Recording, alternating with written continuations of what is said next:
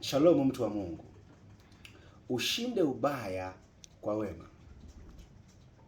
Kumtendea mabaya aliyekutendea ubaya hauondoi ule ubaya aliyekutendea, wala hauponyi ule ubaya aliyekutendea. Malipo mema kwa aliyekutendea mabaya sio kumrudishia ubaya aliyokutendea, ni wewe kumtendea mema. Unapomtendea mema aliyekutendea mabaya, unaponya nafsi yako,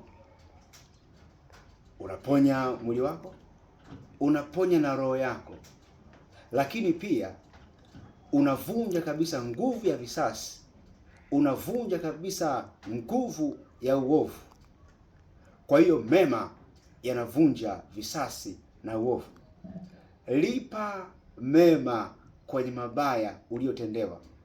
Mlipe jema mtu anayekutendea mabaya, kwa maana fidia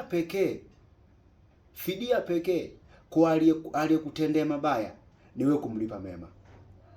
Ukimtendea mabaya aliyekutendea mabaya, hiyo sio fidia, hiyo ni vita inayoendelea, ni visasi vinavyoendelea, ni visasi visivyokoma.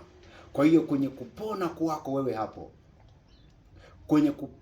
wewe hapo, na kwenye kuvunja kabisa hiyo hali, ni wewe kumtendea yaliyo mema yule ambaye amekutendea mabaya. Shalom.